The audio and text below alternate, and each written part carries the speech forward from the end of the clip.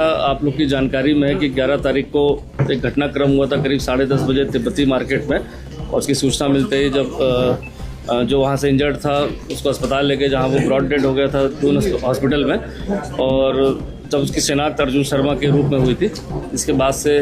जब उनसे संपर्क किया गया उनके घर पे, तो पता चला कि वो सुबह अक्सर प्रातः 8, साढ़े 8, 9 बजे जो है परेड ग्राउंड में जो वहाँ पर टेनिस का फील्ड है वहाँ पर वो जाया करते हैं, लेकिन रेगुलर नहीं जाते, लेकिन जब भी जाते हैं तो 7-8 दिन लगातार जाते रहते हैं। और सुबह भी प्रातः वो टेनिस खेलने अकेले आते हैं, जहाँ गाड़ी अपनी तिब्बती मार्केट की पार्किंग में खड़ी करके,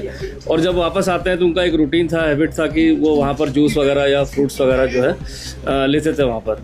तो जिस तरह से घटनाक्रम का पता चला और लोगों से, तो कहीं ना कहीं ये बात तय थी कि जो भी इसमें हमलावर थे वो उनके रूटीन से या उनके आने जाने के उससे परिचित थे समय से, और कहा तो इस कारण जो है सुनियोजित तरीके से हत्याकांड को अंजाम दिया गया। और जो उनकी वाइफ हैं उनके सब पूछताछ की गई और उनके द्वारा एक तहरीर दी गई, जिसमें तहरीर में 4 लोग को उसमें उन्होंने नेम्ड किया, चूँकि उनका कुछ जो शुरू से काफ़ी पारिवारिक विवाद भी चल रहा था और साथ ही साथ कुछ प्रॉपर्टी को लेकर डिस्प्यूट भी चल रहा था। तो जिस संबंध उनके द्वारा बताया गया कि जो शक के आधार पर कि 4 लोग को जो शक है कि इनके द्वारा ही इस कांड को कराया गया होगा। तो इन्वेस्टिगेशन जो स्टार्ट हुई थी इसमें हमारी अलग अलग टीमें इसमें बन गई थी, और जैसा आपको पता है कि इसमें जो हमारे लिए कारगर हमेशा सीसीटीवी और अन्य जो हमारे माध्यम होते हैं उसके आधार पर हमने 2 अभियुक्तों को ट्रेस किया था, पंकज राणा और राजीव राणा, और जिनका कल रात्रि में जब इनकी सूचना के आधार पर जब इनको रोका गया विभिन्न थाना क्षेत्रों में, खासकर रायपुर में और डोईवाला में, जहाँ इनको पुलिस पार्टी पर फायर के दौरान जो है इंजर्ड हुए, जो अभी भी अस्पताल में एडमिट है और उपचाराधीन है। इनसे जब पूछताछ की गई तो इन दोनों द्वारा बताया गया कि वो मूल रूप से दोनों सगे भाई हैं, जो पंकज और विनोद हैं, पंकज और राजीव राणा, और दोनों भाई हैं, और जो है मूल रूप से उनका घर पौड़ी गढ़वाल में ग्राम देवी खाल में था, बट 1986 में वो सब बेचकर उनके पिताजी मेरठ में काम करते थे कोई सप्लाई ऑफिस में। तो इसके बाद वो वहाँ पर आना जाना था, और उनके पिताजी की हत्या जब वहाँ पर एक प्रॉपर्टी विवाद में हो गई थी, जिसमें उनके चाचा को जेल भी हुई थी। तो इसके बाद वो खूब वाले मोहल्ले में यहाँ आकर काफ़ी समय से, काफ़ी सालों से यहाँ रह रहे थे, और उनका अपने परिवार भी यहाँ पर है, जिसमें जो पंकज राणा है वो जो है इसमें अभियुक्त जो नेम्ड किया गया था वो विनय उनियाल, वो उनका ड्राइवर है, काफ़ी समय से उनका ड्राइविंग का काम करता है। साथ ही राजीव राणा जो है टेम्पो चलाने का काम करता है। इन चीज़ों की जब जानकारी और भी की गई तो जो विजय जो राजीव राणा है, इसका जो पता चला कि 1997 में भी जो है जब इनकी मदर का जो है सेकंड किस्म सौतेले बाप की भी हत्या जो है क्लेमेंट टाउन थाने में की थी, और उसमें मुकदमा दर्ज हुआ था। तो ये सारी चीज़ों की जानकारी के उपरांत पूरे घटनाक्रम में यह भी जानने का प्रयास किया गया, चूँकि घटनाक्रम कल प्रातः 4 बजे के करीब एडमिट कराया गया था। तो उसके बाद जो है चूँकि ट्रीटमेंट में भी काफ़ी टाइम लग गया और पूछताछ उस तरह से नहीं हो पाई थी, तो विभिन्न टीमें हमारी जो एक डॉक्टर की देखरेख में पूछताछ के लिए उसमें अलाउ किया गया था। तो उसमें पूछताछ में कुछ चीज़ें पता चली, जिसमें ऐसा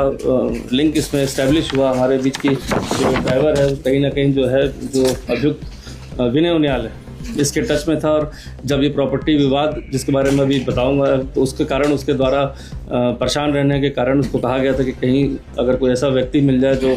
कुछ काम कर सके तो उससे बात करना। चूँकि इसको पता था कि उसका भाई राजीव राणा खुद एक मर्डर कर चुका है 1997 में, तो उसको कोई दिक्कत नहीं होगी। और इस तरह से जो एक सुनियोजित तरीके से जो लोग इसमें नेम्ड थे उनके द्वारा जो है सुनियोजित तरीके से हायर किया गया। मतलब उसमें जो बात की गई उसमें अभी तक ये बात आई कि 15 लाख मांगे गए थे, लेकिन 12 लाख में तय हुआ था, बट वो जो है 3 लाख का पेमेंट हुआ था, बाकी 9 लाख काम करने के बाद मिलने थे, जैसा अभियुक्त गुणों से हमने पूछताछ में पता किया है। ये भी बात पता चली कि जब ये घटनाक्रम हुआ था तो अभियुक्त इसमें जो है पंकज राणा की जो है लगातार जो है व्हाट्सएप कॉल जो है विनोद उनियाल से दिन में और घटना के समय बाद में, और कुछ समय से लगातार जो है व्हाट्सएप कॉल पर ही बातें चल रही थी और नॉर्मल कॉल्स एकदम बंद हो गई थी। साथ ही साथ ये भी पता चला वहाँ पर पूछने पर कि रात्रि 8:15 बजे के करीब अभियुक्त जो है चोरी छिपे वहाँ उनके घर पे पहुँचा था, और ये जानने के लिए कि वहाँ घर पे है कि नहीं है जो अभियुक्त जो गिरफ्तार किया गया, लेकिन उसकी मौजूद ना होने पर, पत्नी के मौजूद ना होने पर वहाँ से वापस आ गया। जो अभियुक्त द्वारा बताया गया है कि वो कुछ अपना हिसाब किताब के चक्कर में उनके घर पे जाना बताया। एक और बात आज इन्वेस्टिगेशन में पता चली, जो उनका मैनेजर है जो मृतक है उसका एक मैनेजर है विजय चौहान, जो काफ़ी समय से वहाँ पर काम करता है। उसके द्वारा बताया गया कि जो इसमें अभियुक्त है लीना शर्मा,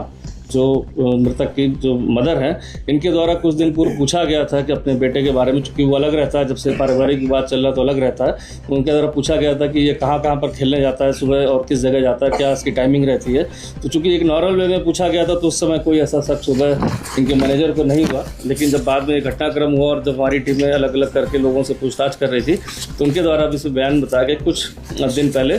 मृतक का जो है अर्जुन शर्मा के बारे में, की मदर द्वारा इसकी दिनचर्या के बारे में, कहाँ जाता है, कब जाता है, पूछा गया था। अभियुक्त का भी जब आज देखा गया उस मोबाइल में भी जो है कुछ फोटोग्राफ उसकी गाड़ी की मिली थी, तो लगता है कहीं ना कहीं किसी ने बताया था कि इस गाड़ी के से वो जाता है, और इसका पीछा करके फिर उन्होंने रेकी करी, और रेकी के बाद उनको पता था कि सुबह निकलता है बाहर, वहाँ पर इस घटना को अंजाम आसानी से दिया जा सकता है, तो इस घटना को अंजाम दिया गया।